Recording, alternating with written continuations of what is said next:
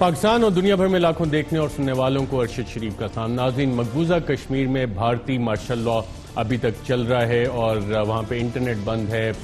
लोगों को जो ज़रूरी अशिया हैं उन तक रसाई हासिल नहीं है, लोग बाहर नहीं आ सकते और तकरीबन 9 लाख भारतीय काबिज फ़ौज इस वक्त मकबूजा कश्मीर में मजालिम ढा रही है और दुनिया से पूरा राब्ता उन्होंने काटा हुआ है ताकि दुनिया तक ये खबर ना जाए कि जो मजालिम वहाँ पर ढाए जा रहे हैं उससे दुनिया आगाह हो। आज मकबूजा कश्मीर के हवाले से वज़ीर आज़म पाकिस्तान ने चंद मीडिया पर्सन से मुलाकात की और उन्होंने बताया कि नरेंद्र मोदी किस तरह हिटलर की तरह नाजीज की तरह वहाँ पे एक नस्ल कुशी करने का इरादा रखता है। इस हवाले से वज़ीर आज़म ने ट्वीट्स भी की और मैं आपको पढ़ के भी सुना देता हूँ कि पूरी दुनिया मुंतज़िर है कि जब मकबूजा कश्मीर में कर्फ्यू उठाया जाएगा तो मजलूम कश्मीरियों के साथ क्या होगा। क्या भारतीय जनता पार्टी की हुकूमत का ख्याल है कि बेपनाह अस्करी कुव्वत के बलबूते पर अहले कश्मीर की तहरीक आज़ादी का गला घोंट लेगी? कभी इम्कानात हैं कि इस तहरीक में शिद्दत आएगी। यकीनी नतीजा यह है कि दुनिया को मकबूजा कश्मीर में अहले कश्मीर की नस्ल कुशी का बदतरीन मुजाहरा देखने को मिलेगा। अहम सवाल यह है कि आया एक मरतबा फिर हमें फाशिज्म बीजेपी की हुकूमत की शक्ल में और उसकी खुशामद देखने को मिलेगी या बैनुल अक़वामी बरादरी अखलाकी कुव्वत का मुजाहरा करते हुए इसका रास्ता रोकेगी। इंतहाई अहम सवाल है नाज़रीन, और आज वज़ीर आज़म ने जो मुलाकात थी मीडिया पर्सन्स के साथ उसमें बड़ी तफसील के साथ बताया कि किस तरह से भारतीय जनता पार्टी और उसकी जो आइडियोलॉजी है वो नस्ल कुशी की तरफ जा रही है, जेनोसाइड करना चाहती है मकबूजा कश्मीर में और इसी मकसद के लिए तकरीबन 9 लाख भारतीय फौजी वहां पे मौजूद हैं और जैसे ही कर्फ्यू उठेगा, जो उन्होंने अपने ट्वीट में भी कहा, वहां पे वो कत्लेआम का इरादा रखते हैं। ना सिर्फ ये खदशा ये भी है, जो इतलात हैं वज़ीर आज़म के मुताबिक, कि नरेंद्र मोदी आइडियोलॉजिकली मोटिवेटेड, जो नाजी पार्टी की आइडियोलॉजी से उन्होंने मोटिवेशन हासिल की है, शायद पाकिस्तान पे भी और शायद आज़ाद कश्मीर पे भी कुछ अज़ाइम रखते हैं और इसके लिए पाकिस्तान पूरी तरह से तैयार भी है। और अब मसला ये है कि आलमी बरादरी, आलमी जितने भी फोरम्स हैं वो किस तरह से इस मसले को देखते हैं। भारत नाजीज़म फाशिज्म जो कर रहा है मकबूजा कश्मीर में, उस पर दुनिया कोई आवाज़ उठाती है, भारत को इस हवाले से रोकती है, नहीं रोकती। नरेंद्र मोदी जो गुजरात का बुचर है उसके हवाले से इंटरनेशनल एक्सेप्टेबिलिटी जो है वो कहां तक अब दुनिया की ज़मीर की आवाज़ को झंझोड़ा जा सकता है। और जितने भी अभी तक चीज़ें उन्होंने वहां पे की हैं उससे नज़र आ रहा है कि कुछ अज़ाइम अच्छे नहीं हैं। पाकिस्तान ने इस हवाले से काफ़ी इक़दामात भी लिए हैं और जो अपने कश्मीरी भाइयों के साथ खड़े होने का इरादा किया है, उसमें दफ्तर खारजा के तर्जुमान डॉक्टर फैसल ने आज मीडिया से बातचीत में बताया कि हमने हुक्म दिया है कि जनाब अब जो सफ़ीर हैं भारत के वो चले जाएं और इसका बाकायदा कन्वे भी कर दिया गया। क्या कहा, आइए देखते हैं। The government of India has been told to withdraw its High Commissioner to Pakistan. The Indian government has also been informed that Pakistan will not be sending its High Commissioner designate to India. जी नाज़रीन, ये वो पहला इकदाम था जो कि आज बाकायदा तौर पे कर दिया गया और इसका मतलब क्या है? इसका मतलब ये है कि पाकिस्तान इंतहाई सीरियस है इस मसले के हवाले से। पाकिस्तान आलमी बरादरी को भी ये मैसेज दे रहा है कि जनाब अब सफारती ताल्लुकात डाउनग्रेड हो गए हैं और जो एस्केलेशन लैडर है अगर ये बढ़ती गई तो चीज़ें इससे आगे भी मजीद जाएंगी। और साथ साथ ना सिर्फ ये कि एस्केलेशन लैडर बढ़ने का हवाला उन्होंने दिया, ये भी बताया कि पाकिस्तान हर मुमकिन भारतीय जारियत का जवाब देने के लिए तैयार है, अपने कश्मीरी भाइयों के साथ खड़ा है। और साथ साथ 27 फरवरी भी डॉक्टर फैसल ने याद करवाया। क्या कहा, आइए देखते हैं। लफ्ज फियर हमारी डिक्शनरी में नहीं, इसको निकाल दें। We don't fear anything. 27 फरवरी को याद रखा जाए, इसमें कोई गुंजाइश नहीं होगी। बाकी हिंदुस्तान जो करना चाहता है उसका जवाब नेशनल सिक्योरिटी कमेटी ने कल दे दिया, पार्लियामेंट ने कल दे दिया, फॉरेन मिनिस्टर स्पोक इन दी, आपने देख लिया। एंड हमारा बड़ा क्लियर मौकफ है कि आप कश्मीरियों की बात सुने एज पर यूएन सिक्योरिटी। आप आर्बिट्रेरी डिसीजंस ना करें। सारे कश्मीर पे आपने कर्फ्यू लगा दिया है, 1 करोड़ 30-40 लाख आदमी आपने घरों में बंद कर दिए हैं, उसके बावजूद 7 शहादतें हैं, 100 से ज्यादा जख्मी हैं।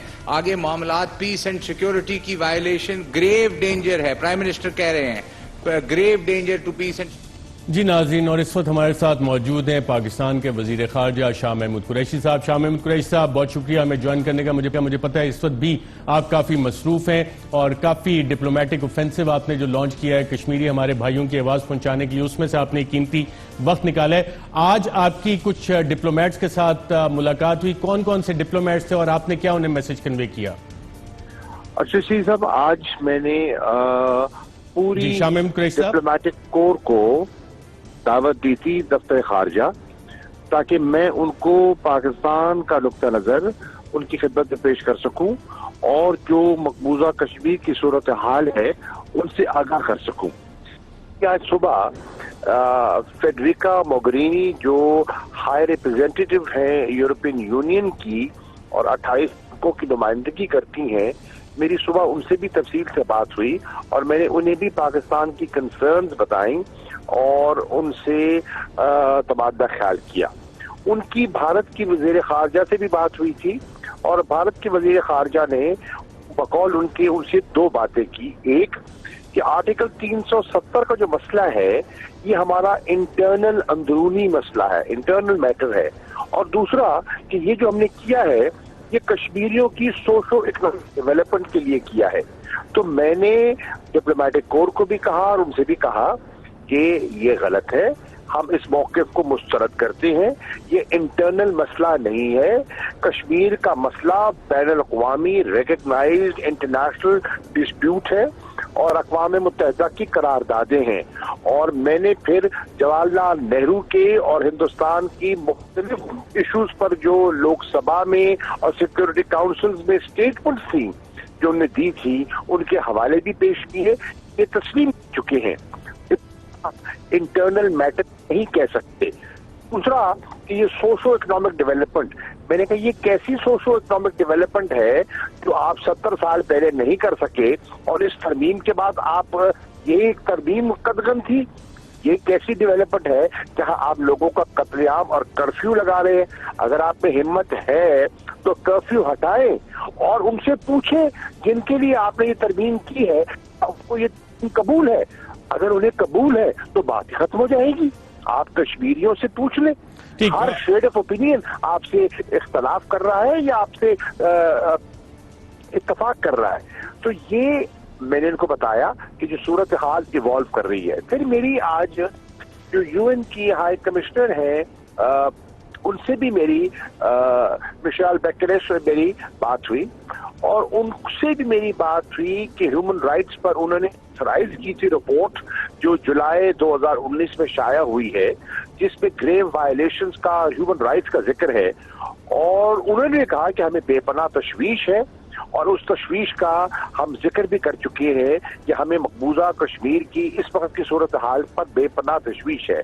आपके इल्म में ये भी देता चलूं अर्शद भाई कि 47 मेंबरान पार्लियामेंट बरतानिया की 47 मेंबरान पार्लियामेंट ने अक़वाम मुत्तहिदा को लिख दिया है और कश्मीर की सूरत हाल पर अपना नुक्ता नज़र पेश किया है और अपनी तशवीश पेश की है।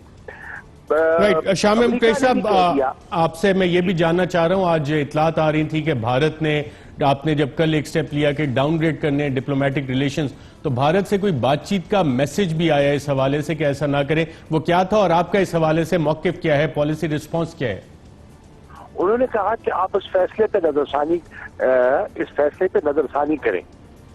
मेरा जवाब उनको ये है कि आप अपनी तरामीम पे नजरसानी कर लें। ठीक, और ये अगर आप अपनी तरामीम पे नजरसानी कर लेते हैं तो फिर हमें कोई दिक्कत ही नहीं। जी शाह महमूद कुरैशी साहब, आपके कोई फॉरेन विजिट्स भी प्लान है? चाइना जा रहे हैं, कुछ और मुमालिक भी आप विजिट कर रहे हैं, और वहां पे आप क्या मसला उठाने जा रहे हैं? देखिए अर्शद साहब, फैसला किया है नेशनल सिक्योरिटी कमेटी ने कि हमने सिक्योरिटी काउंसिल जाना है।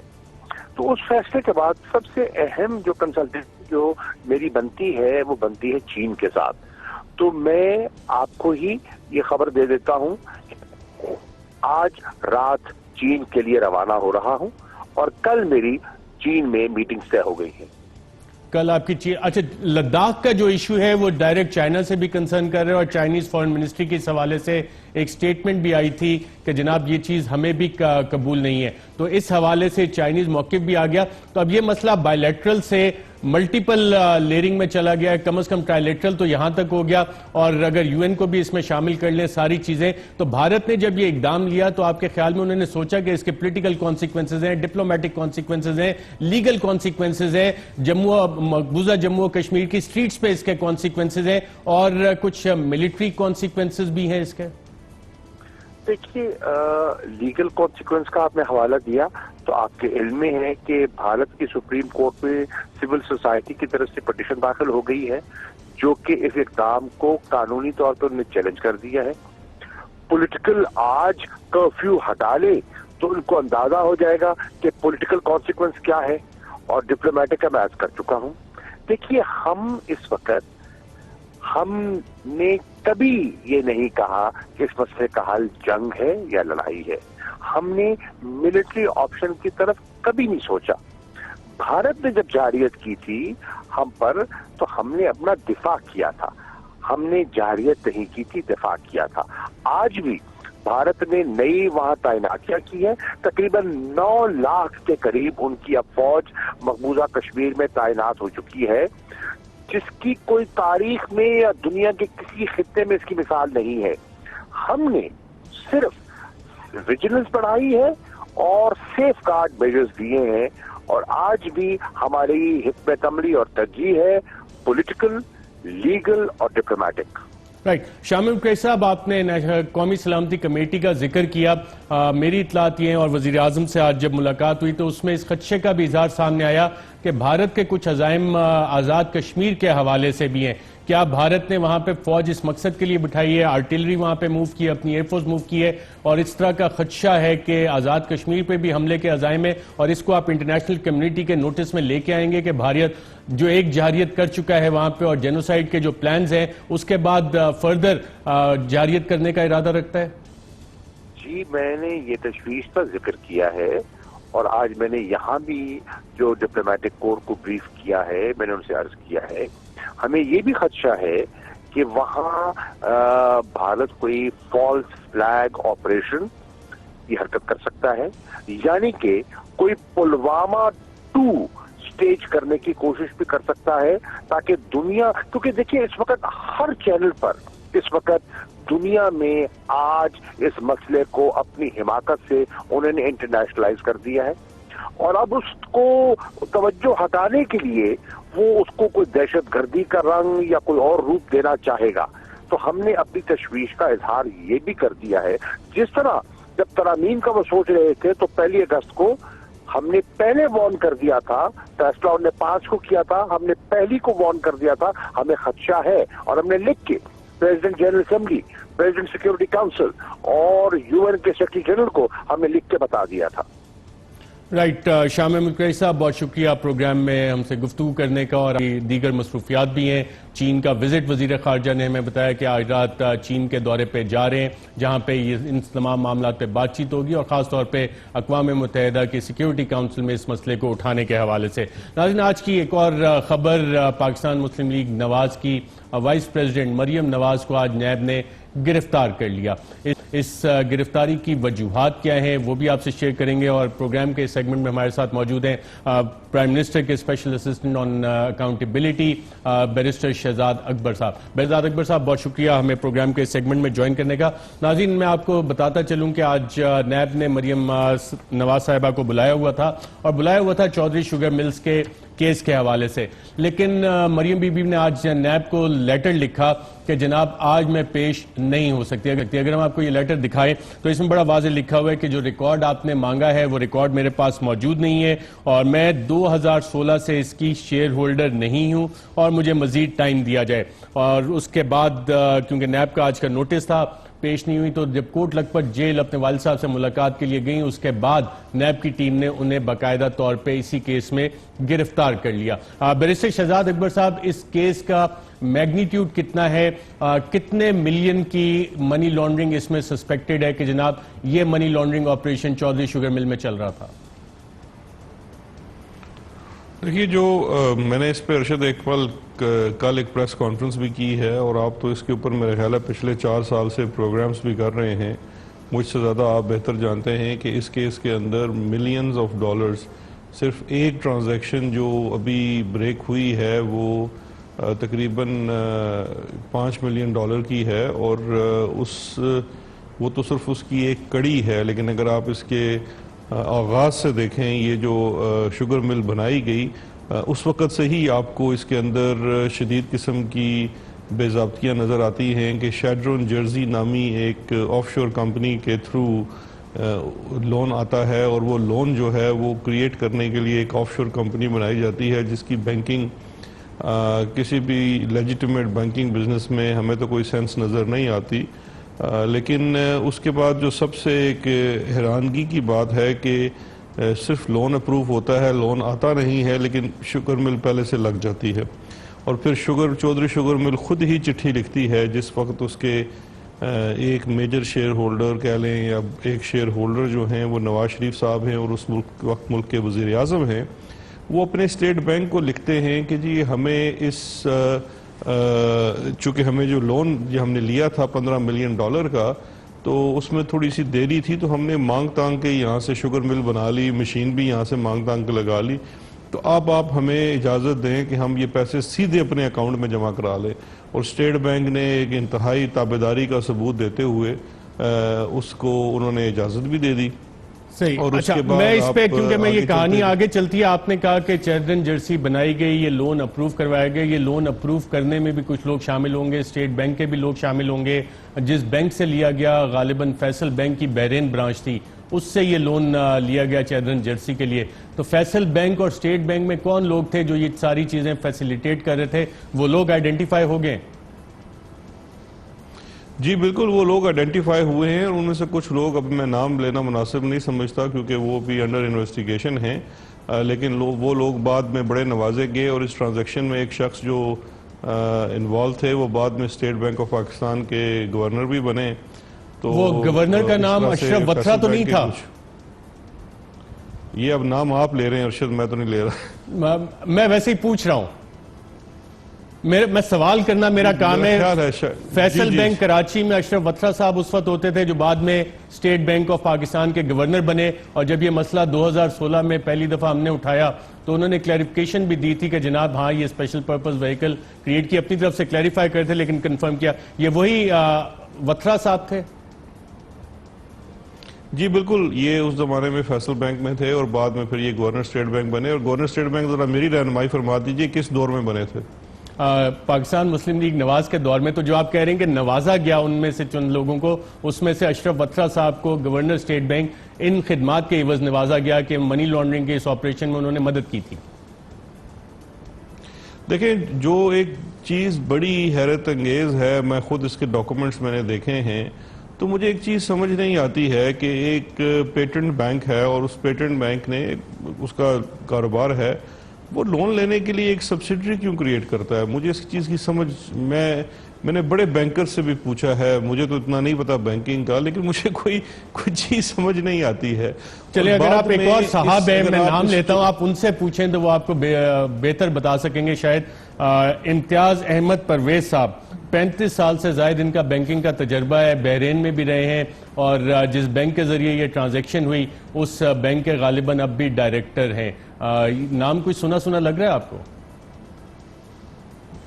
जी बिल्कुल, इन्हीं की तरफ से सिग्नेचर्स हुए थे उस लोन डॉक्यूमेंट के ऊपर, और इन्हें शायद नैब ने बुलाया भी हुआ है तफ्तीश के लिए, या वो ये लोन देने वाले थे या लोन लेने वाले थे? ये दोनों डॉक्यूमेंट्स के ऊपर इनका साइन नजर आता है कि लेने वालों की तरफ से भी और देने वालों की तरफ से भी। लेकिन अहम चीज़ अरशद ये है जिसकी वजह से मैं समझता हूँ आज की गिरफ्तारी भी हुई है, आप खुद इस चीज़ के गवाह हैं, ये केस कब से चल रहा है। ये केस सबसे पहले इसको हाईलाइट किया जाता है 90s में, फिर उसके बाद 90s में कौन करते हैं जो आज बहुत एक दूसरे के गवाह बन रहे हैं और जमहूरियत के दाई बन रहे हैं। पीपल्स पार्टी के दौर में ये केस को पहली दफ़ा हाईलाइट किया जाता है, शैड्रन जर्सी को।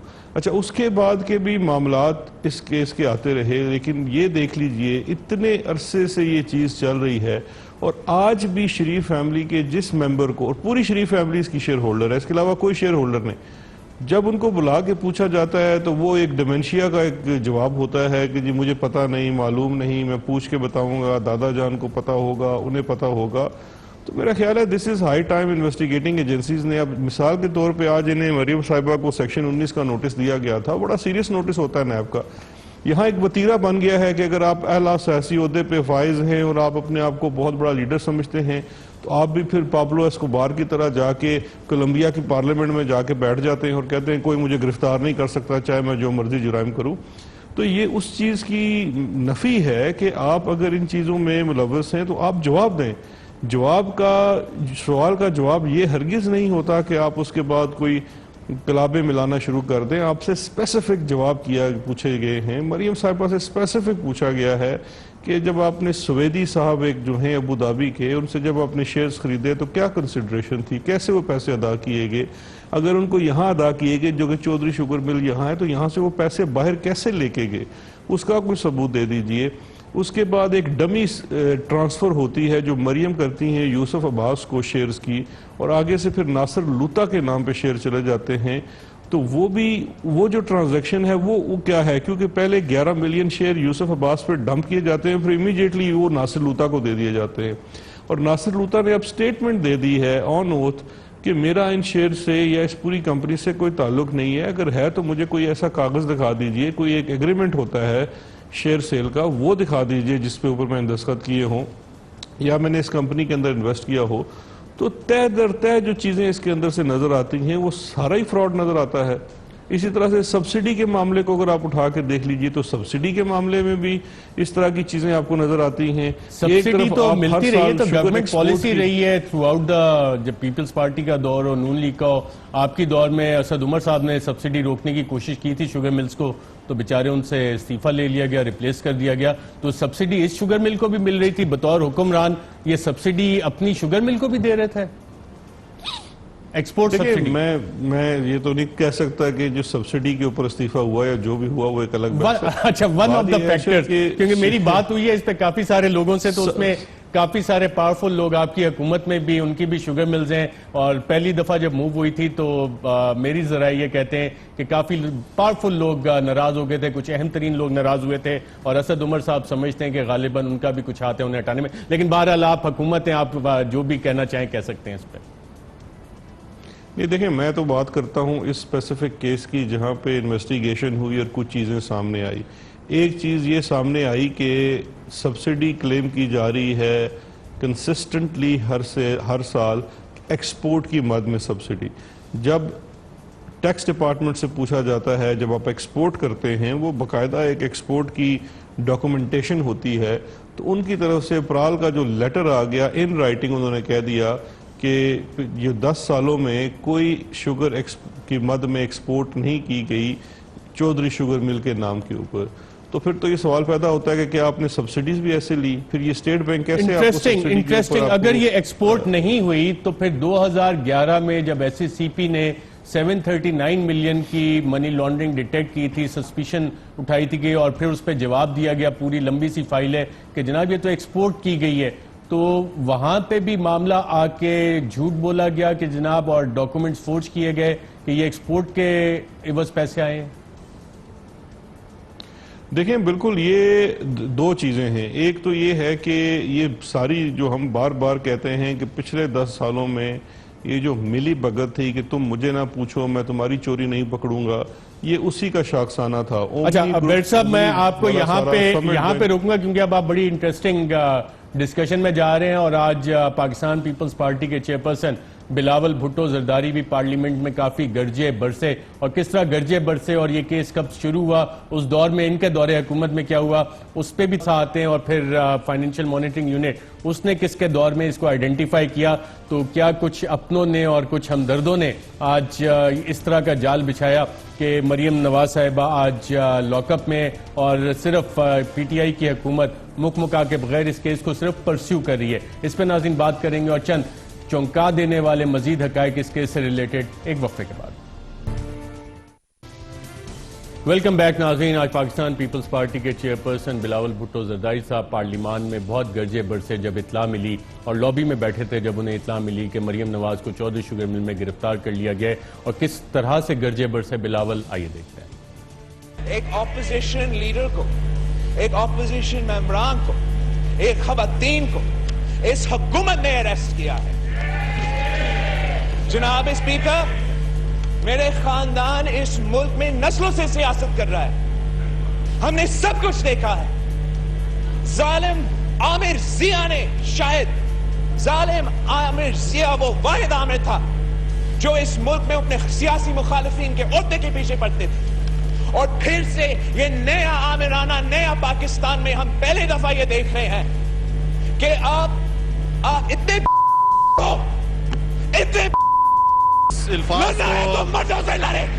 इस अल्फाज को निकाला जाए, ईवान की कार्रवाई से निकाला जाए इसको। तारीख याद रखेगा कि इमरान खान जो कि इंसाफ का बात करता था, जो इंसाफ की बात करता था, जो इस मुल्क के नौजवानों को कहता था कि मैं इंसाफ करूंगा, मैं सबको मौका दूंगा, इस नया पाकिस्तान में कोई कन्विक्शन के बगैर आज आपने मरियम नवाज साहिबा को गिरफ्तार किया है। इस बात में मैं खामोशी, नारेबाजी बिल्कुल बर्दाश्त नहीं की जाएगी। कोई नारेबाजी यहाँ पे ना लगाए। जी नाज़रीन, आपने सुना बिलावल साहब ने बिल्कुल सही कहा कि उनका खानदान बरसों से सियासत कर रहे हैं और शायद इस केस में भी पाकिस्तान मुस्लिम लीग नवाज और मरियम बीबी के साथ पाकिस्तान पीपल्स पार्टी ने सियासत की। लेकिन जिस तरह बिलावल साहब ये बातें कर रहे थे, शायद उनको ये अंदाज़ा नहीं था कि ये मुकदमा 2011 में मनी लॉन्ड्रिंग का उन्हीं के दौरे हुकूमत में, पाकिस्तान पीपल्स पार्टी के दौरे हुकूमत में मनी लॉन्ड्रिंग का खुला था और इस पे SCCP का 2011 के जब इंक्वायरी खुली थी वो खत क्या था और हमने इसमें जो प्रोग्राम किया था नाज़रीन उसकी आप झलक दिखा देते हैं कि वो क्या था, क्योंकि मेरे प्रोड्यूसर कह रहे हैं कि ये आप क्लिप भी देख लें। मैं उस पर आने से पहले क्योंकि अदील राजा साहब कह रहे हैं कि बिलावल साहब आज जितना गर्जे बरसे, अपना वालिद साहब की जब इनकी गिरफ्तारी हुई थी, अगर अदील राजा साहब अब क्लिप आप मुझे दिखा दें। बिल्कुल, तो जब वालिद की गिरफ्तारी हुई थी तो उस वक्त अदील राजा साहब कह रहे हैं कि बिलावल बड़े मुस्कुरा रहे थे, लेकिन आज मरियम की गिरफ्तारी पर बहुत गर्जे बरसे। तो ये तो बहरहाल सियासत क्योंकि वहां पे नहीं हो रही थी वालिद साहब के साथ, यहाँ पे सियासत शायद इसलिए हो रही थी कि 2011 में ये मुकदमा मनी लॉन्ड्रिंग का खुद पाकिस्तान पीपल्स पार्टी ने खोला था नून लीग की क़यादत के खिलाफ चौधरी शुगर मिल और रमजान शुगर मिल के हवाले से। और 2016 में नून लीग के दौरे हुकूमत में जब हमने इस इशू को आइडेंटिफाई किया था, क्या था, आइए देखते हैं। SCCP का ये अगस्त 2011 का लेटर आपको स्क्रीन पर दिखाते हैं और ये डायरेक्टर इन्फोर्समेंट SCCP इन्होंने लिखा बरतानवी हुक्काम को। खत के चौथे पैराग्राफ में लिखा है कि ये तहकीकात SCCP इसलिए कर रहा है क्योंकि चौधरी शुगर मिल की एक ट्रांजैक्शन के होने के नतीजे में एक अलर्ट जारी हुआ। ये ट्रांजैक्शन तकरीबन 700 मिलियन रुपए की थी और इस खत में SCCP का कहना है कि इस ट्रांजैक्शन के जराए बरामद जाहिर करते हुए मनी लॉन्ड्रिंग करने की कोशिश की गई है। इससे अगले सफ़े पर जाते हैं तो आप चौंक जाएंगे क्योंकि यहाँ पर वजीर आजम के साहबजादे और लंदन के बड़े बिजनेसमैन जनाब हसन नवाज साहब हैं। इस खत में हसन नवाज शरीफ की कंपनियां भी दिखाई गई हैं और साथ ही चौधरी शुगर मिल और रमजान शुगर मिल का जिक्र भी किया गया है। इसके हवाले से भी यही बताया गया है कि जनाब ये भी हसन नवाज के क्लोज रिलेटिव की है। तो मिलियंस ऑफ पाउंड्स की ये ट्रांजैक्शंस, लेकिन SCCP ने ये तहकीकात का आगाज उस वक्त किया था जब पानामा पेपर्स नहीं हुए थे और इसके बाद से अब तक इस पे कार्रवाई नहीं हुई। तो अब सवाल यहाँ पे ये बनता है कि SCCP जब इस पे कार्रवाई बाकी पानामा पेपर्स वाले पे करेगी तो क्या इसका अंजाम भी यही होगा जैसे कि इस वाले खत का हुआ। मान से इस हवाले से पूछा गया तो उन्होंने कहा कि बिल्कुल ये खत हमने 2011 में लिखा था और इसके बाद जब हमने ये जानने की कोशिश की कि जनाब इस खत पे कार्रवाई क्या हुई तो फिर पता ये लगा कि 2013 में क्योंकि मियां नवाज शरीफ साहब की हुकूमत आ गई थी तो इसके बाद इस पे मजीद कार्रवाई नहीं हो सकी।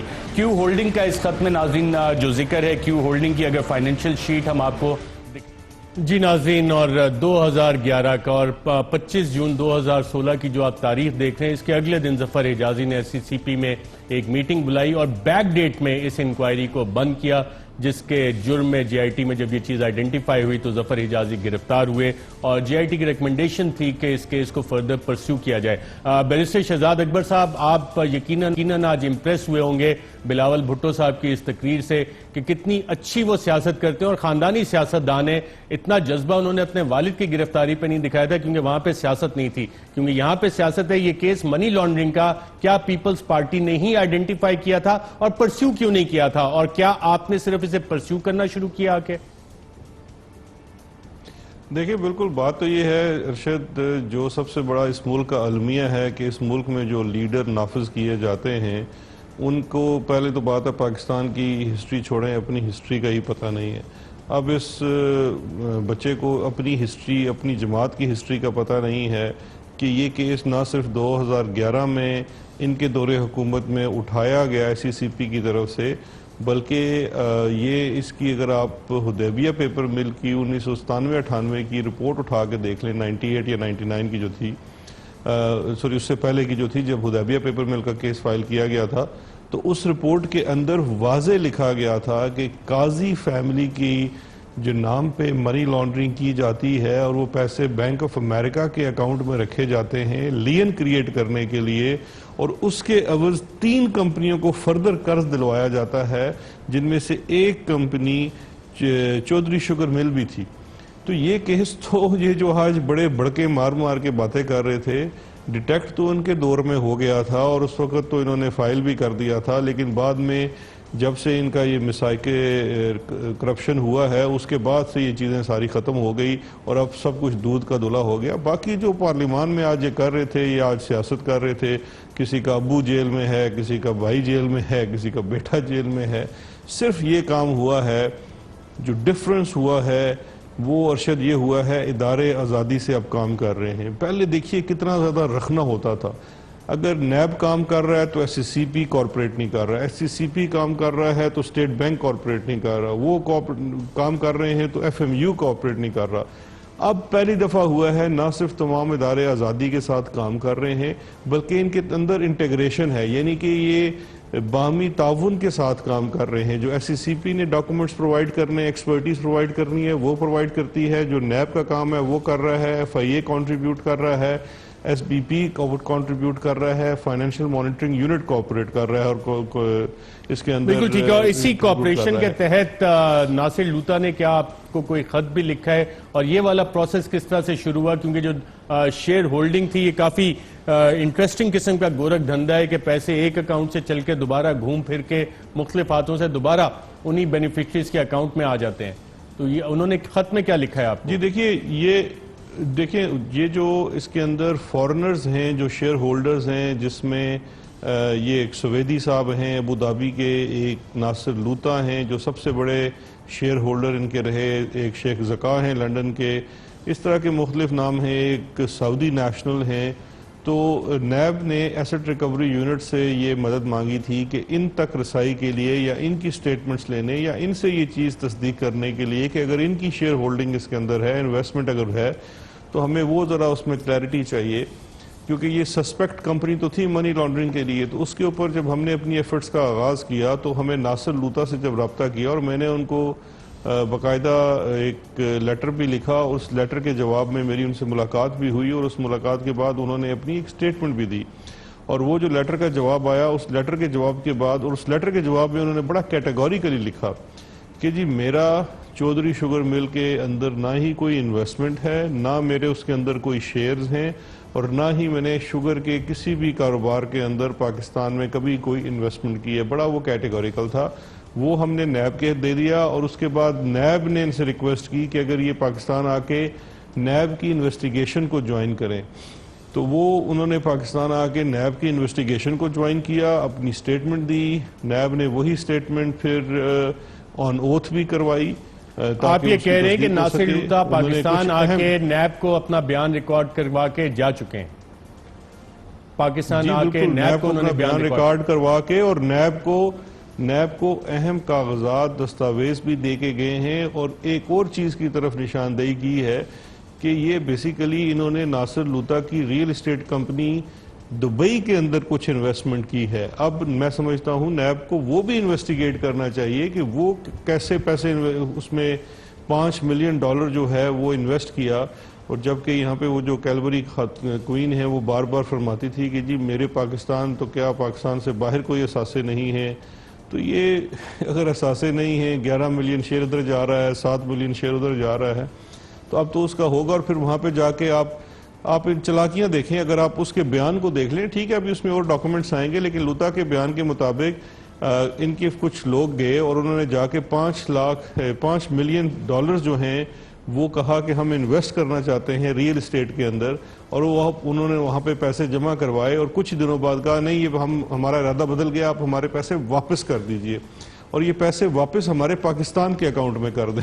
तो मैं बात पे हैरान हूं और हंस रहा हूं उस वक्त से कि ये तो लूता को भी लूट के ले गए कि उसका पैसा उधर पहले पैसा पर रखवा के और फिर उसके कंपनी से इधर अपने पास मंगवा लिया, और वो जो 1992 का इकोनॉमिक रिफॉर्म्स एक्ट है उसका बेनिफिट लेने के लिए कि बाहर से ट्रांजैक्शन आ रही है जी, बाहर से इन्वेस्टमेंट है। ये तो लूता यहाँ पे इनका मंजूर पापड़ वाला निकल आया कि जिस तरह इन्होंने एक मंजूर पापड़ वाले के छोटे भाई ने इस्तेमाल किया, बड़े भाई ने और उसके बच्चों ने यहाँ पे नासिर लूता को उस तरह से इस्तेमाल कर लिया। तरीका वारदात एक है, सिर्फ बंदे बदलते रहते हैं। चौधरी शुगर मिल में सबसे ज्यादा शेयर होल्डिंग किसकी है? देखिए चौधरी शुगर मिल में जो सबसे मेजर शेयर होल्डर्स हैं, ये एक डॉक्यूमेंट मैंने कल दिखाया भी था, ये हैं इसके अंदर मेजर शेयर होल्डर्स जिनका हिस्टोरिकली मेजर शेयर रहा है। इसके अंदर सबसे बड़ी एक अबू धाबी के ये साहब हैं सवेदी, सईद सैफ बिन जबर अल सवेदी। उसके बाद Maryam Nawaz major shareholder, इनके पास तकरीबन 8-9 मिलियन के करीब शेयर रहे। उसके बाद कुछ दिनों के लिए यूसुफ अब्बास बने, यूसुफ अब्बास के बाद नासिर लूता के पास 11 मिलियन शेयर गए, और उसके बाद हुसैन नवाज साहब को वो 11 मिलियन शेयर नासिर लूता दे देते हैं। और हुसैन नवाज कमाल फरमा बरदारी से, जिस तरह उन्होंने हिल मेटल का सारा मालो मता जो था अपने वालिद नवाज शरीफ साहब को दे दिया, इस केस में भी यही सारा मालो मता वो नवाज शरीफ साहब को दे देते हैं मई 2014 में।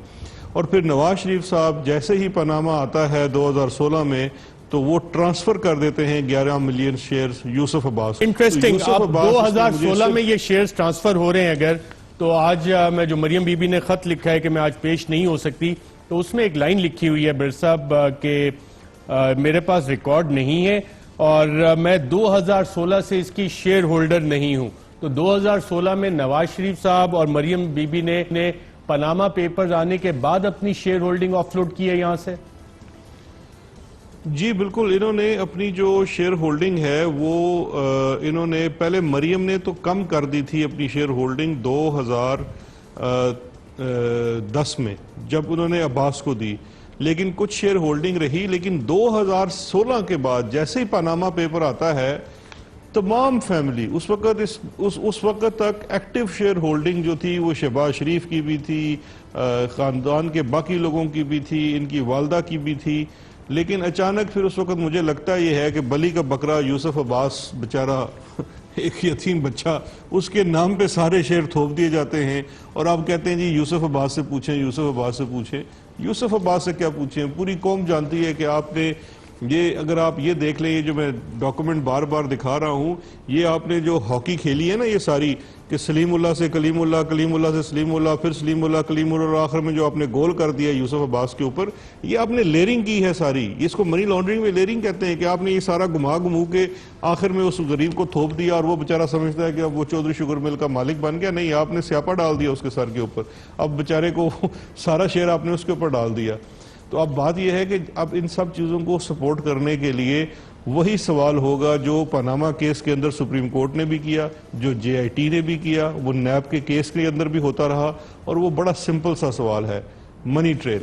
और बैरिस्टर शहजाद अकबर साहब, इसमें जो फाइनेंशियल मॉनिटरिंग यूनिट की सस्पिशियस ट्रांजैक्शन रिपोर्ट 2018 में भी कोई जनरेट हुई, और 2018 में उस वक्त वजीर आजम कौन थे जब ये रिपोर्ट जनरेट हुई, और गवर्नर स्टेट बैंक तो इनके ही लगाए हुए थे। तो क्या शायद खाकान के दौर में ये suspicious report financial monitoring unit ने जनरेट की इस हवाले से?